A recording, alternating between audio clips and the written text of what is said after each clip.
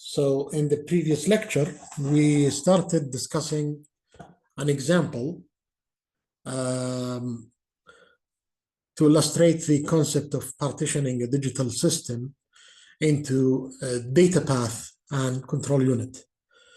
And we actually have emphasized the importance of modeling your problem, or the problem that you're trying to find hardware for, to model it in high-level language, like a pseudocode. It doesn't have to be Python or something that is. It's better to have it in Python so that you have like a golden truth or ground truth result to compare it with your hardware output. But you don't have to unless you want to do verification, and we'll talk about verification maybe in another lecture. For now, so we want to derive we have an algorithm for computing the variance, and we actually went over this algorithm last time in details. And if you have any question about it, please ask me in another, like in my office hours or something. Because the focus here is not the algorithm itself. The focus is in how to convert this pseudocode into hardware. Okay. So the first step is to derive what we call the data path. And for the data path, we simply start scanning the algorithm or the pseudocode from top to bottom, line by line, okay? And then whenever we encounter something, like for example, weight here, the first line here, the first line is actually a label, so we can skip that. But the first line of action is a wait for a positive edge on go. Okay, wait for a positive edge on go. And this is a very high level language, okay, that you can actually describe in lower level details. You can say, for example, wait for go to be a 0, and then another wait for go to be a 1. And this will actually detect a positive edge on go, the same. But since we are already high level, we can actually say wait for a positive edge. This is plus VE is a shorthand for positive. Wait for a positive edge on go. Okay. And we actually represented this last time as a black box, okay, that takes go, okay, and is synchronized with the clock. This triangle, little triangle, assumes that there is a clock that is connected, okay? We are not showing it. And the output of this is going to be positive edge go, okay? PEGO signal. When this signal is 1, we have detected the positive edge on go. When it is 0, there is no positive edge on go, as simple as that. And we said that you can implement this in Verilog, very simple, by basically, first of all, assuming that you have the previous value of go stored in a register called prev_go, and we initialize it to 0. It doesn't really matter what you initialize it to at the beginning, because this is only for simulation purposes. In real hardware, you actually don't control the value that is the initial value of the register. So unless you have like a reset, and during reset you assign that register a value. But here we are just for the sake of simulation, we want it to go to 0. And if you assign it a 1, it doesn't really matter, because probably the first detection is going to be inaccurate, and from the second detection onward, it will be accurate. Okay. So and then we have an always block. This is a synchronous sequential always block, because it is synchronized with the positive edge of the clock, you see here. And the only thing that we do on every positive edge of the clock is that we copy the value of go, okay, the present value of go, which is a primary input, into previous go. Okay, so previous go holds the value of go in the past clock cycle. Okay, it always holds the value of go in the previous clock cycle. So after copying this, go can change. Okay, it can change or stays the same. Okay, and then our output, which is PEGO, is basically can be computed as go, which is the current value being 1, ANDed with the previous value being a 0. This is min-term 1 and 0. Okay? This is only going to be a 1 if go is 1 and previous value is 0. And this actually detects a positive edge on go. Okay, and we said last time that this is a shorthand notation for an assigned statement plus a declaration. Okay, so this can be written as, let me just try to just, what is the annotations? I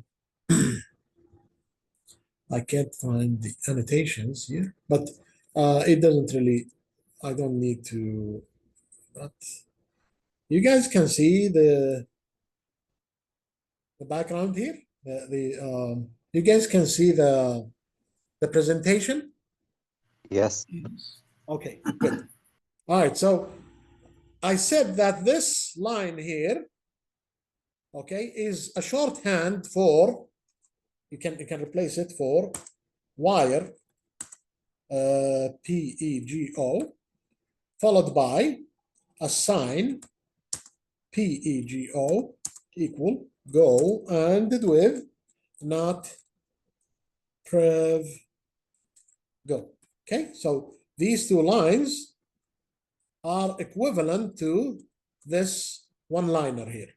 Okay, so I mean, we're trying to be efficient with respect to coding, so we're going to choose the shorthand notation. And this one, we said last time, what is it equivalent to, Shabab? Anyone remembers?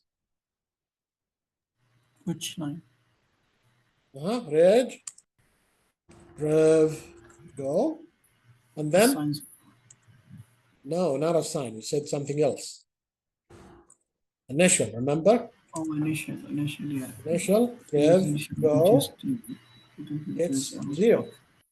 So we are just assigning this at the initial. This is only simulation for simulation purposes, okay? For simulation purposes. Okay. All right.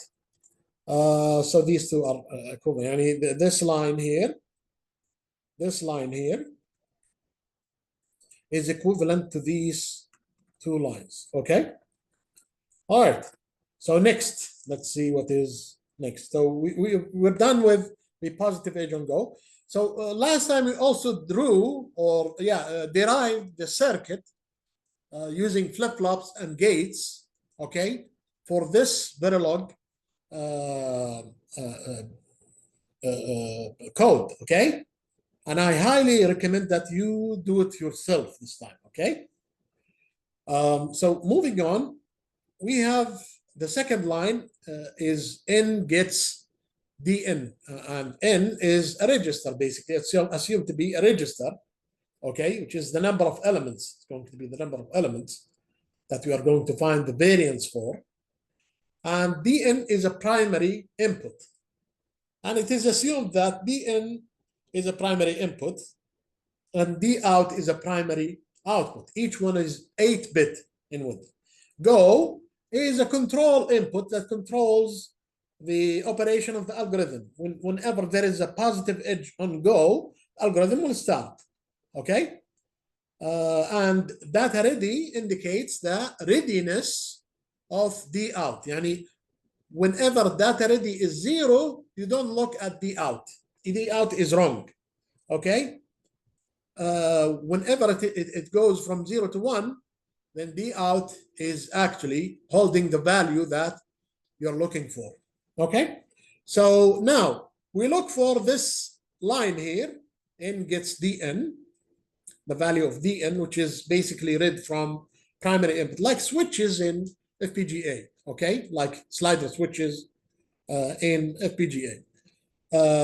So n gets data n or dn, and we look further in the pseudocode to find any other line that contains n or assignment to n in the left-hand side, assignment to n with n being in the left-hand side of the assignment. There is no line exists. So this is the only case where we assign n. So n has a single source of data, which is data n. So we can safely connect the input to this n register to data n without any multiplexing here. Okay, we don't need multiplexing. If your register has a clear, you don't need clear. Clear is going to be inactivated all the time, because the only thing that you do with this register is load data n into this register. That's it. Well, when do you do that? Whenever the load enable, which is indicated by this signal here, is asserted high. Okay, and we assume that this signal is coming from what? From where, Shabab? From where? The control. Where is? The control. Yeah, from the control unit. Excellent. Okay, and dn is coming from where? From the another part of the circuit that will give us the data. It's a primary input. It's a primary input. It's, you can say for now it's just from slider switches that you control yourself. Okay. Right. Excellent. And the output of this register is n. And do not forget that you have a clock input that we are not showing here. Okay. So clock is connected to every register in your circuit. Okay. Every register in your circuit, or every, let's say, synchronous sequential element in your circuit. Okay. So next, this is done now, so we can derive its Verilog implementation. It's very simple. We have a wire coming from somewhere called load underscore dn. We're not yet defining the driver for this wire. We'll define it later when we write the control unit, right? And we have an input that is 8-bit called dn, and a register that is 8-bit called n, all right? And we have an always, a sequential always block, always at positive edge of the clock. And we only check for if load n, if load underscore n, ld underscore n is asserted high. Okay, you can also say if ld underscore n equal or double equal 1. Okay, and what do you do in this case? You do the loading, which is basically the transfer of data n into n register. Okay, otherwise you keep n as it is, you don't change it, right? Why didn't we implement the clear functionality? Because we don't need it. Actually, we don't need it. Okay, because it's clear here is connected to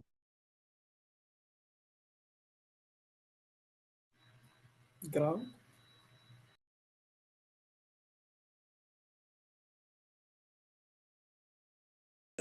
In the code, and we see that we're assigning here data ready to 0 because this is the initial stages. This is the initial stage in the, or initialization stage of the circuit, because this is the initialization stage of the circuit, and we would like to deactivate our data ready register in this case to indicate that the data hasn't been computed yet. Okay, so this is and we actually, so here we assign data ready to 0, and we look further in the code to check for another assignment for data ready, and we find one here as well. So data ready can be 0, can be assigned 0, or can be assigned a 1. So basically, we can have it like it has. This is one way of implementing this. You can have a clear input to the 1-bit register here, or a D flip-flop basically, and also you have data coming in as 1, and you have a load underscore data ready. So when you want to, for example, execute this statement here, you basically assert clear data ready high. And when you want to execute this statement here, you assert load data ready as high. Okay? So it's unambiguous. Another way to do it is to basically say load data ready here.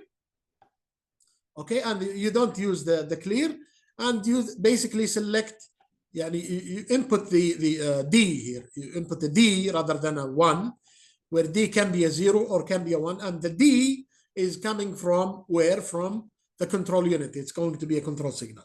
Okay, but I think this is a better way to do things. Anyway, it's up to you to choose whichever implementation that you're comfortable with. This can be implemented in Verilog, or modeled in Verilog as this. So we have to declare these two control signals, okay? Load data ready and clear data ready, and then we actually declare the output, which is data ready, and it is actually a register output, because it is, first of all, it is assigned inside an always block. And it is actually, we intentionally want a register to be for data ready, or to have data ready as, or to have data ready behave as a register. So always at positive edge of the clock, if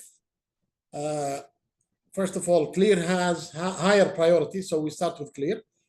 If clear is asserted high, then data ready gets 0. Else, we check if load data ready is high, then we basically load data ready, or store 1 in data ready.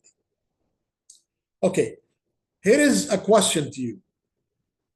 Why, if we didn't put a begin and end for this always block, does this matter here?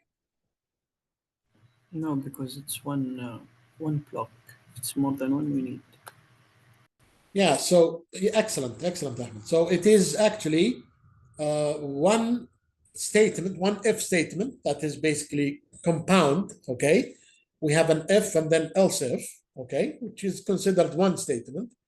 So since this is a one statement, you don't need a begin and end. You need a begin and end if the block contains more than one compound statement. And it is a good practice actually to always have a begin and end, because sometimes you need to revise your code, okay, or refactor your code, and then you forget to put a begin and end if it is a one-liner inside the always block. And then after refactoring your code, you add more lines, and then you get syntax errors. But if there was a begin and end to begin with, you wouldn't be facing this issue. Okay, moving on. So the next line here, the next line here is, so we scan the code again to look for other assignments to mean, and we see that we have 2 more assignments. So 3 in total, including a clear. So clear, we implemented using the clear signal to for the mean register. So clear will take care of zeroing the mean register. The other 2 assignments are from mean plus a sub I, which is basically a memory element here, a memory component. And the other one is mean divided by I. So we have here a signal that is coming into the mean register as input called mean underscore input. And this mean underscore input is the output of a multiplexer multiplexer that selects between the division result or the addition result. Okay, and we control this using source mean or src underscore mean. All right, addition result is basically going to be mean plus AI. This is indicated by this adder here, and the output here is adder 1, which is the same signal here, and the division is mean and divided by n, and the output here is indicated by or labeled by the symbol div1, which is the same as div1 here. Okay. Also, for the memory, we assume that you have an 8-bit RAM that has an address, write enable, and data ports, as well as a clock for writing. Okay, so the writing is synchronous and the reading is asynchronous. So we have a combinational read here, and this is, we refer to this as distributed RAM, as we will see later when we discuss block RAMs and distributed RAMs for FPGAs. Okay, but right now, just assume that this has a combinational read with these three interfaces, and it outputs a sub I, okay, which is basically a byte, the byte that sits in address I. Okay, so this A sub I is going to be taken and fed to this adder input. Okay, so what about Verilog now? Verilog for this entire thing, it's very simple actually. You have to define also to declare the control signals. We have load mean and clear mean, and we have also I haven't also maybe I need also, I'm sorry, I missed that, source mean. Yeah, source mean. All right, anything else here?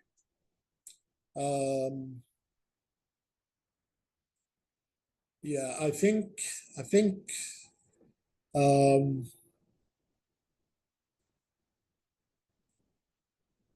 yeah, okay, so and then we have this declaration here for the memory. All right, and declaration for the mean register, which is 16-bit. All right, to avoid overflow, of course, to avoid truncation errors. And then we have this always block.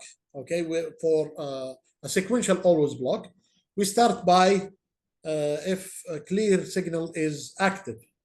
If clear signal is active, then we just clear mean register. Else, if LB underscore mean is active, then we are going to load the mean according to source mean signal. According to source mean signal. All right. I think I missed something here too. Anyone can tell me what am I missing here in Verilog? Semicolon. Semicolon. Semicolon where? Which line? After else if. After what? After else if.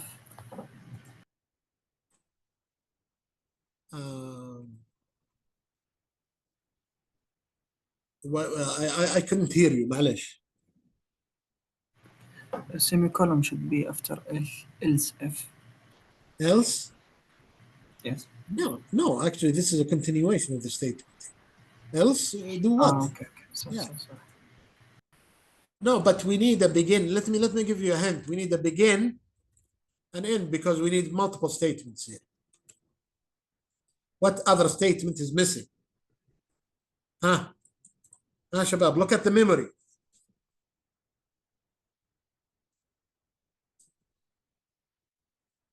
Look at the memory.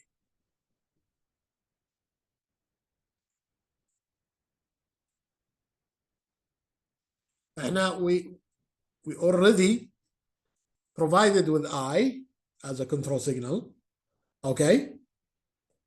Or not a control signal, it's actually a data path. Doctor. Yeah. We didn't define n. N? Where? N.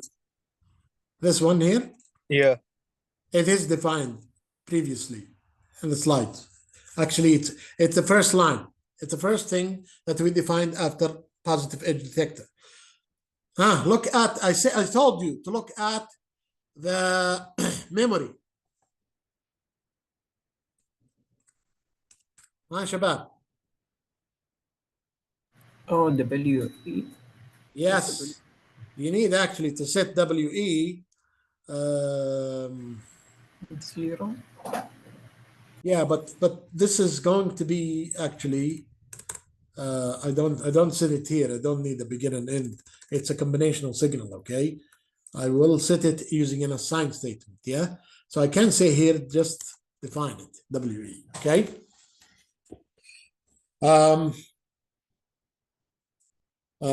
So this is good. This is good.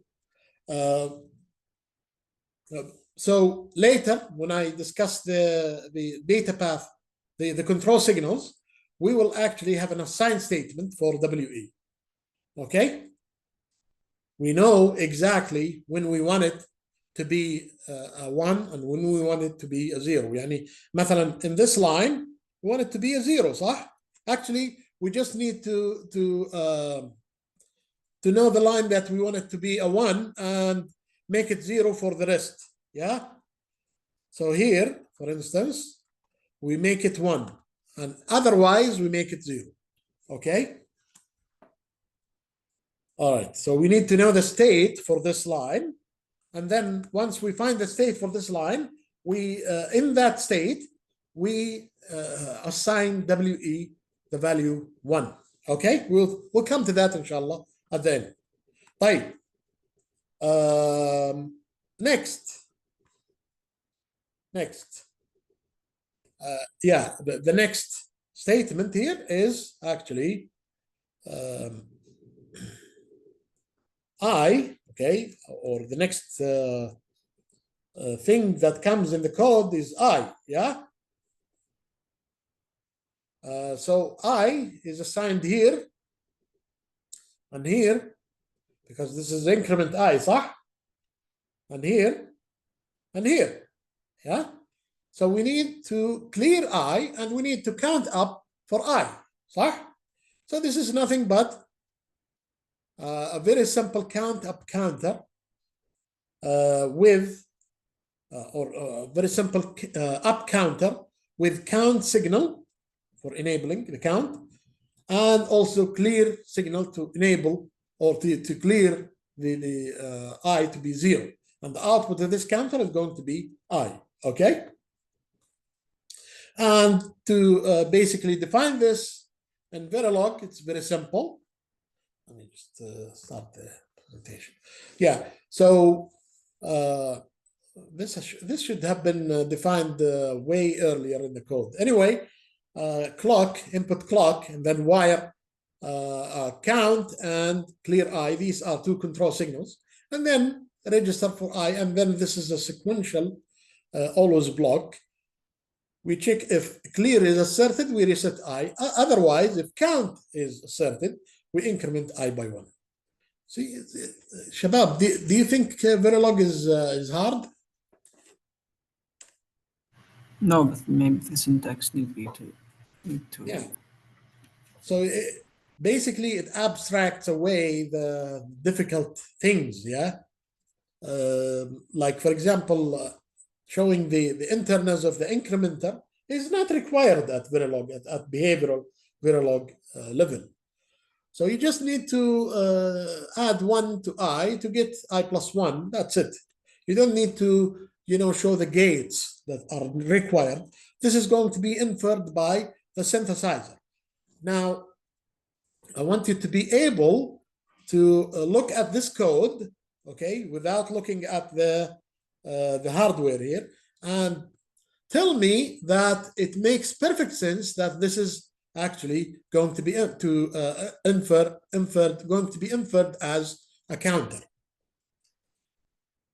Is this clear, Shabab? Is it clear? I mean, you have to know from Verilog to hardware, and from hardware to Verilog. Also from high level to hardware, okay? Which is different from Verilog to hardware. Do you know, did you notice that hardware or high level language to hardware is different from Verilog to hardware, Shabab? Do you know, or do you realize this? It's Yes. very important to realize this, because otherwise, if you look at the code here is assuming sequential order of execution, okay?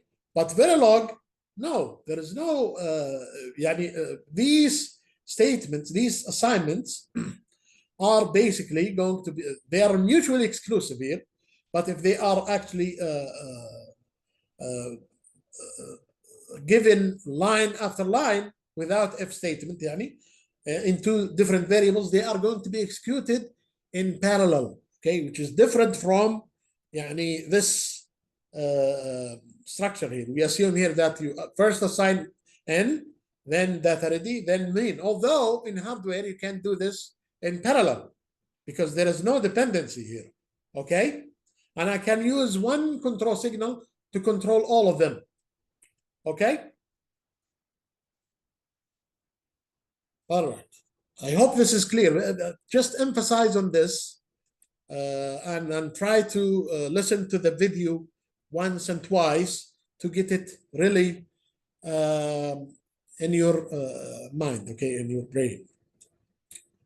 All right. So moving on, the next thing is we assign A sub I to Dn, okay? So this is, again, our same memory that we had before, okay? We get I in the address and WE in WE field, and DN, which is basically the primary input that we used before. It's the same DN, exactly the one we used for N, okay? So there is like a fan-out branch that goes to the input of N register and the data input of the RAM, okay? So this is DN that is coming from the primary input, and the output of this is AI. Okay, how do we model this? How do we model this? It's very simple, actually. Okay, it's very simple. So we have a wire WE. Okay, I see why I did not add this here. So let me stand corrected and remove this from here because it was defined later in the code. Okay, sorry for that. Okay, so we have a wire WE, and we have always a positive edge of the clock. If WE is asserted, then we just write DN into A sub I. Okay. All right. Okay, how about variance? The variance itself is assigned 3 times. Once here, so we use clear for the register, and the second time is here, and the third time is here. Okay, so we have a clear signal. I'm not showing it here, I don't know why, but it should be CLR underscore var or VAR. And also we have an LD underscore VAR. These are 2 control signals for the variance register. Okay, which happens to be 24 bits to avoid truncation errors. And so we got rid of this requirement by just introducing the clear signal here. Okay, how about these 2 assignments? How can we implement them? One is basically you add up variance with the squared value of T, okay? And T is what? Is either AI minus mean or mean minus I, whichever is actually ايش is actually positive amongst them because we're looking for AI greater than mean. Okay, if it is greater, then we subtract mean from AI. Otherwise, we subtract AI from mean. Okay, so basically, this is variance input. Where is it coming from? From here. And here we control the source here by source variance. And in case the source variance is 0, we select div2, which is coming from where? From variance divided by nm1, and nm1 is basically n minus 1. N feed it to a decrementer to output nm1, okay? And other 2 is basically tt plus variance. Variance is what? VAR is this signal again, okay? And tt itself, sorry for that. Where did the presentation go? I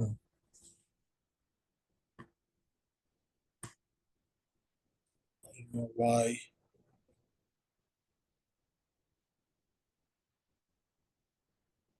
Did I pause the screen sharing? No, it's working. Do I? Can you see the screen, ya Shabab? Yes, we can. What can you see? What can you see? The Slide PowerPoint? variance, yeah, Doctor. Okay.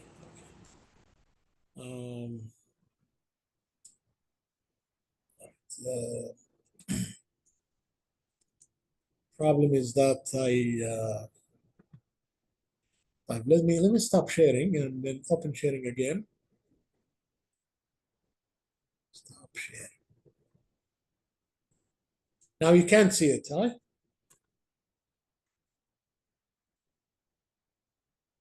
Yes. Okay, let me just try because there are 2 PowerPoint. No, it's just one actually. Okay, so share again.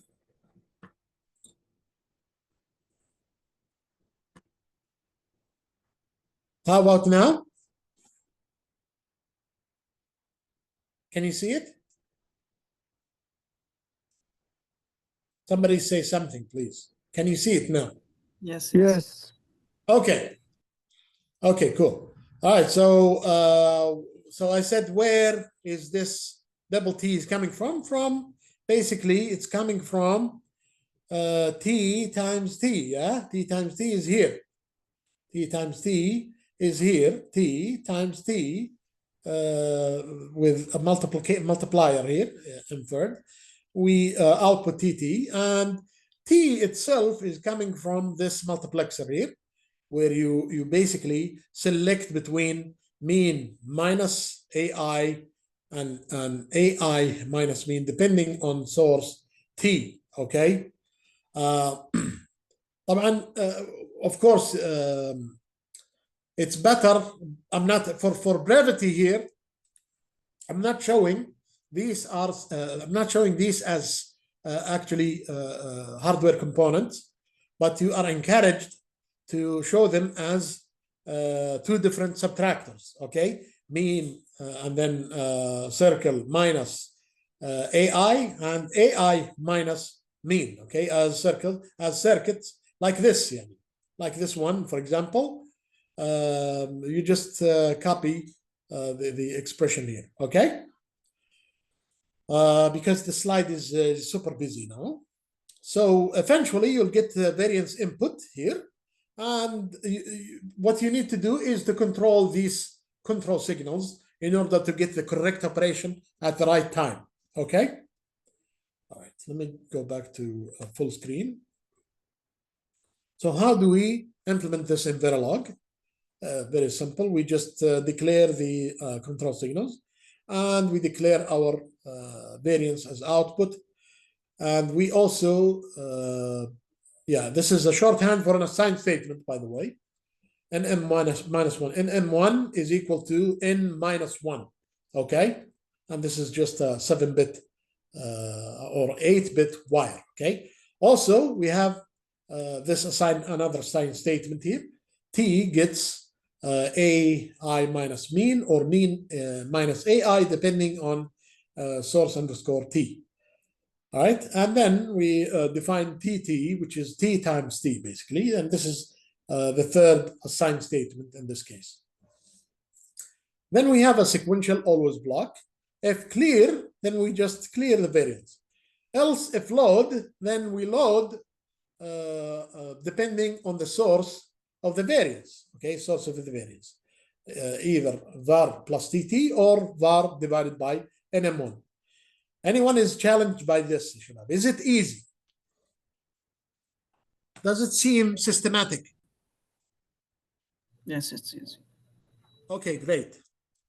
And also, I want you to, when you go back home, please try to take this code by yourself and by itself, okay? And try to come up with the hardware from Verilog only, okay? This is a good exercise for you, and you will see something like this, some questions like this in the exam, okay? Like next, we move on in the code. So we have this comparison here, or a comparator, I less than n and I less than n as well. This is the same. And also we have another comparison here, which is AI greater than mean, okay? AI greater than mean. All right, so these are comparators, basically, and status signals, okay? Because we have finished the entire code now. Remember that we have finished all the assignments in the code, so we come back and see where are the status signals. This is part of the data path, okay? These are the only status signals that we have, okay?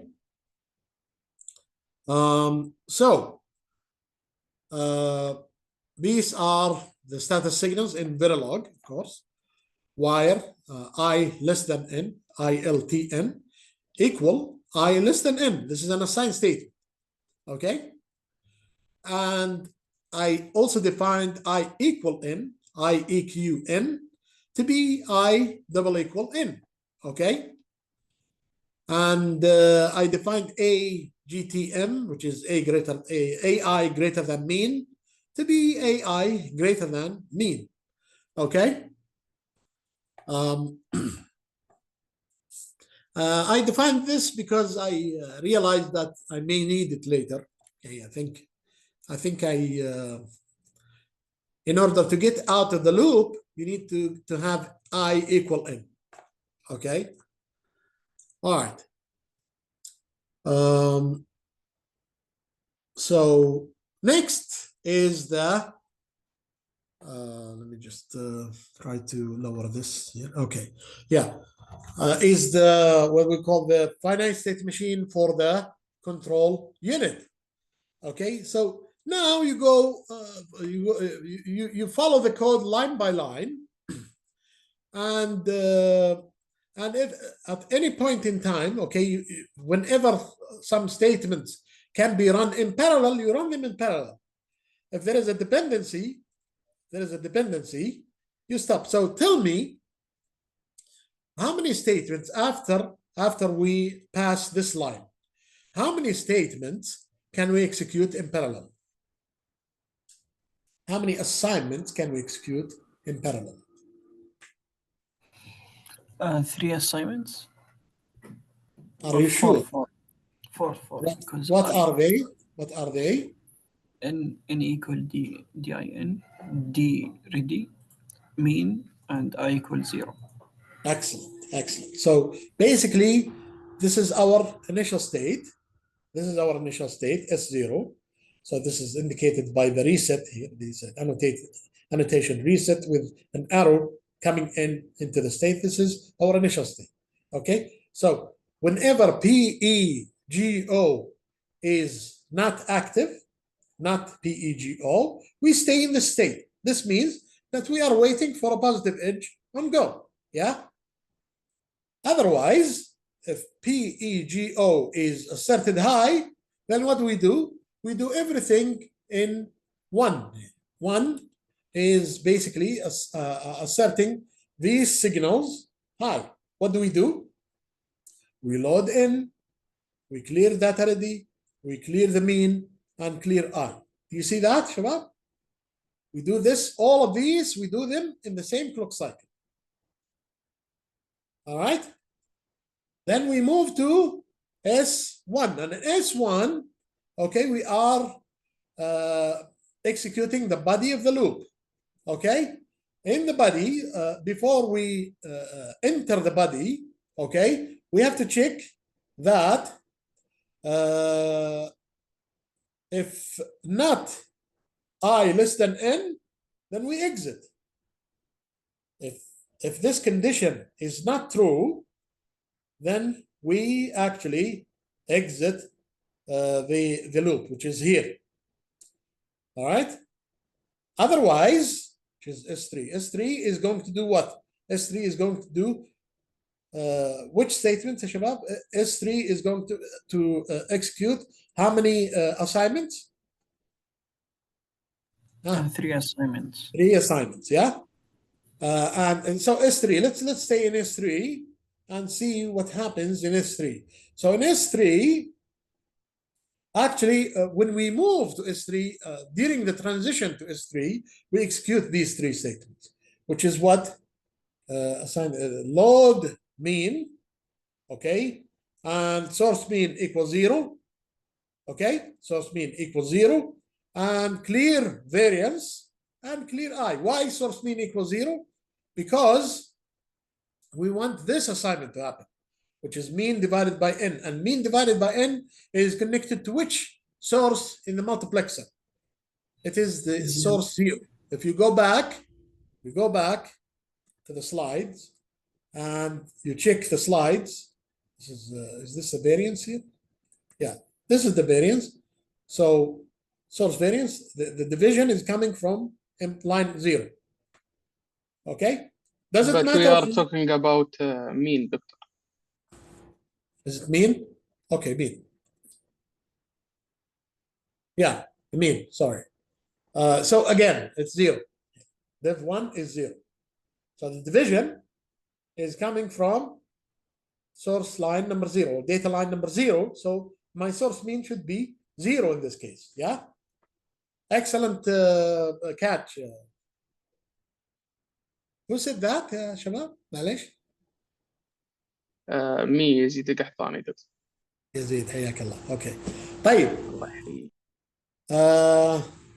So yeah, that is why we have source mean equals 0. Okay.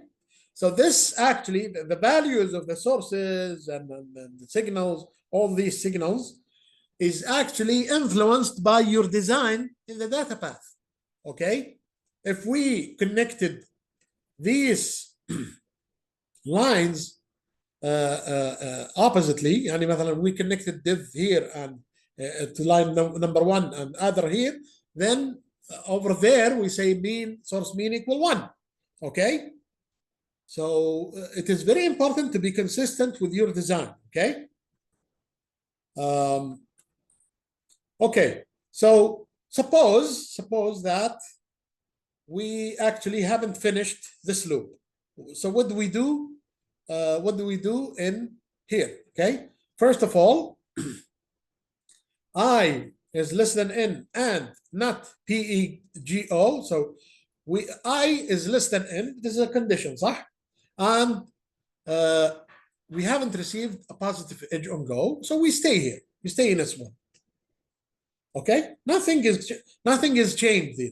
No control signals are asserted here. Okay. However, if we have I less than n and PEGO is asserted high, then we actually activate WE. Here I didn't write a number here because it's just a single control signal that is going to be activated. Okay, so it doesn't look ugly if we put WE. Okay. In S2, okay. So why did we put the WE here? Because we are writing the DN into AI. Yeah, we're writing DN into AI.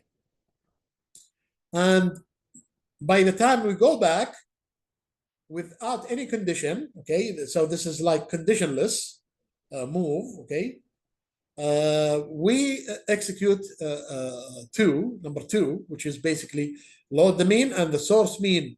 If we don't put a value here, it means it is a 1, okay? It is asserted high, okay? And we also count up, okay? We count up, all right? So I is going to be incremented by 1, and source mean is going to be a 1, and load mean is going to be a 1, all right?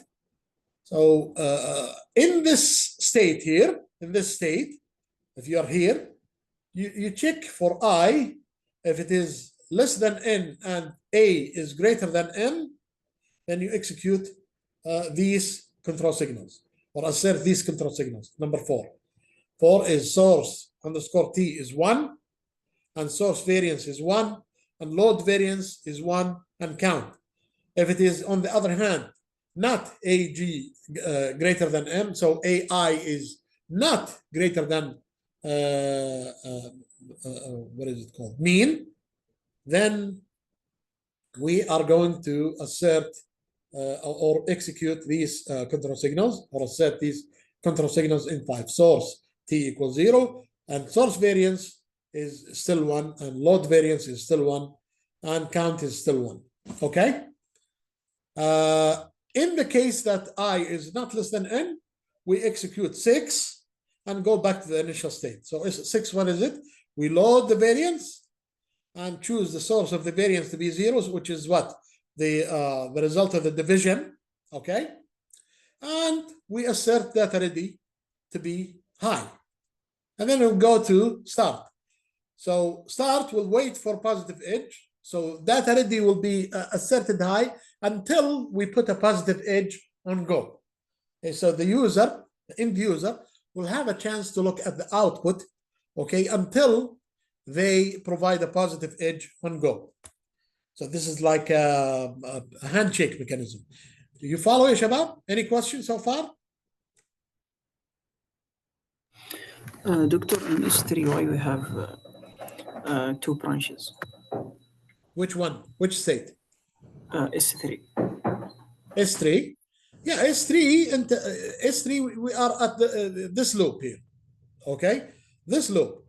So first of all, if I is less than n, okay, and there is another condition here, a greater than mean or not.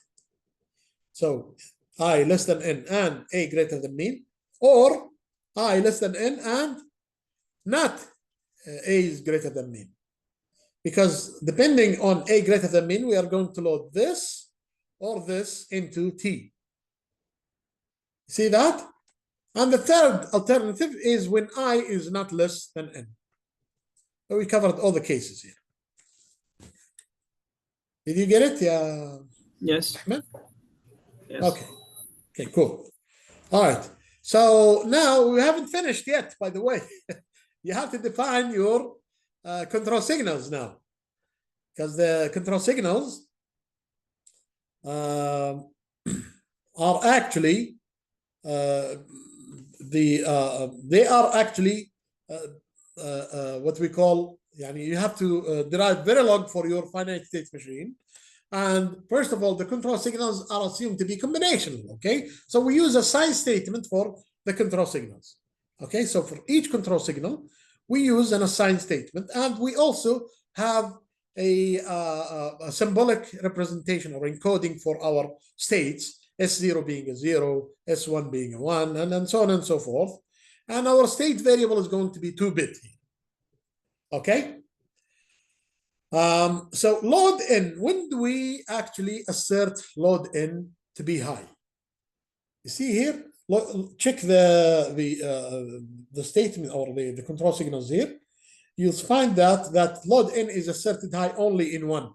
And 1, you assert it high given that PEGO is 1 and you are in S0. So load in state equals S0 and PEGO. Do you see that, Shabab? Yes. This is simple, yeah? So let's pick another one. For example, clear ready. Clear ready. Where is clear ready? Here. Clear ready is going to be asserted high only in this state, because we know actually from the algorithm itself, ready is going to be assigned 0 here only. Okay. So always link to the algorithm itself. Okay. You don't have to actually look at the finite state machine to derive the logic. So state equals this 0 and PEGO, which is here. Okay. Clear ready is asserted here. All right. What about clear mean? The same thing. You can see here that all these three assignments, all these three control signals are having the same value, in fact. So they can be merged as one control signal. You don't have to have a control signal for each one of them. Okay. Also, clear eye is somewhat different, because we clear eye actually in two locations, here and here. Okay.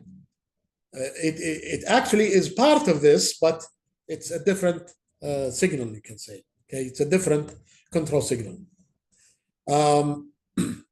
So why are these signals having the same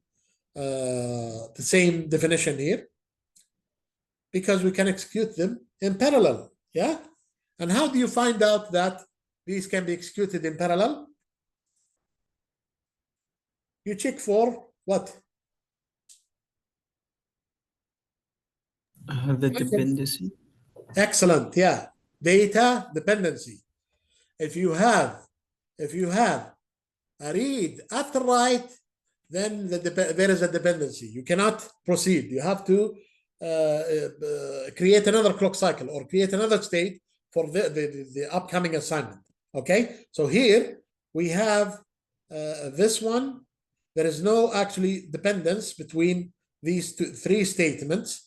Data ready equals 0 and mean equals 0 and I equals 0. There is no dependency between n and any of these states. So if n appears in any of the right-hand side of these assignments, then you have a dependency. So you cannot execute them in parallel.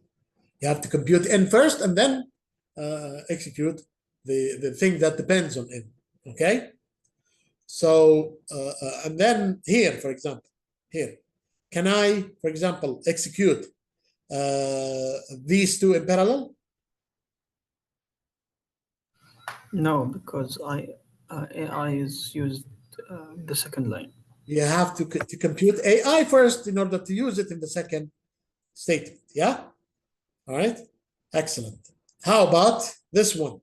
Can I execute it with I don't know, with what? No, just, let's with this one. Can I execute this with this one and this one? Answer is yes. Yeah. Yes. Answer is yes. These two are not are dependent. Okay, there is dependency here because T appears here in the right hand side. How about this and this? They are actually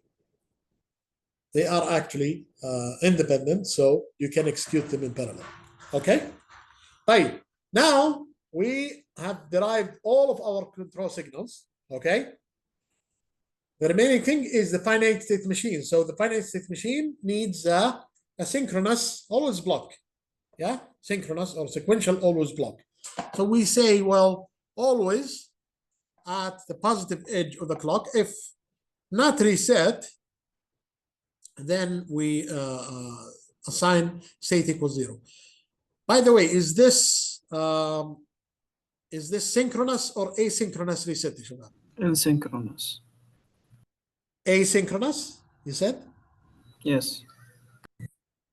No, it is synchronous, in fact, because it is synchronized with the clock. Yeah. Right. Asynchronous if you put it as in the sensitivity list. Okay, so this is synchronous, but is it active high or active low? Active low. active low. And there is a practice, in fact, that any active low signal is suffixed by _n.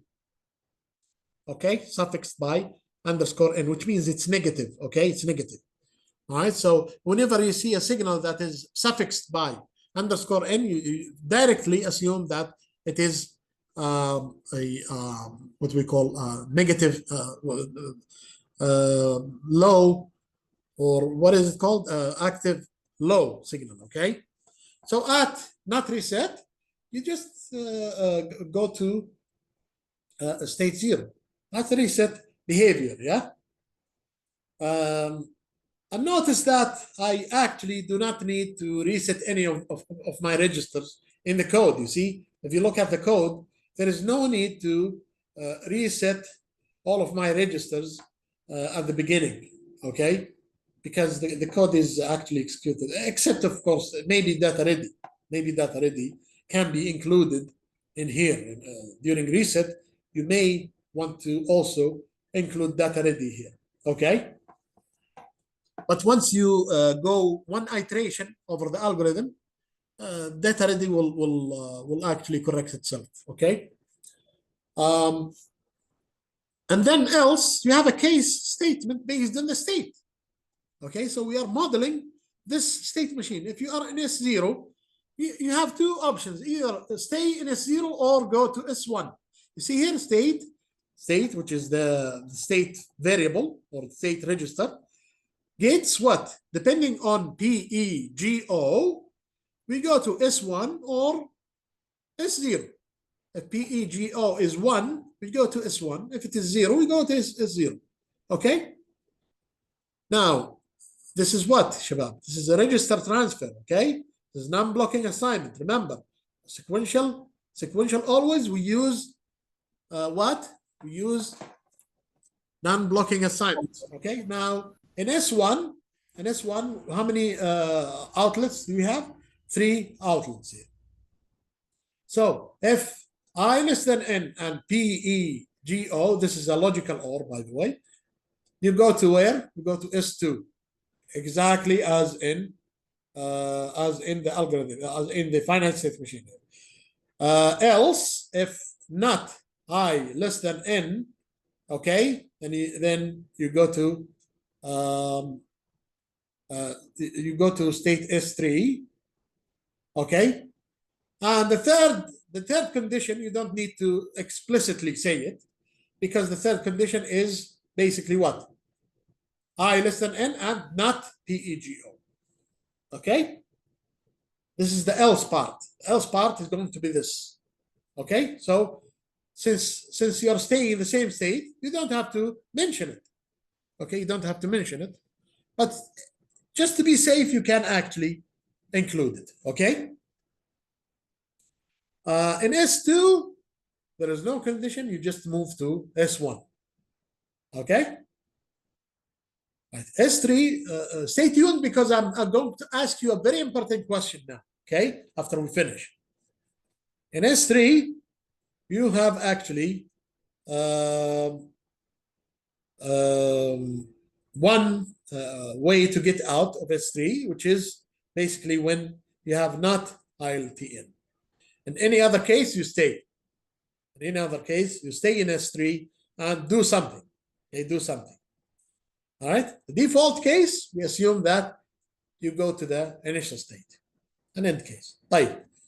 How does this finite state machine model in Verilog implement all these control signals? It doesn't show here, صح? This is my question to you. How does it implement all of these control signals if it's not showing them here in the state machine? Shabab, anyone? You'll be a hero if you answer this. ما فهمت السؤال دكتور. Okay, do you see the finite state machine here?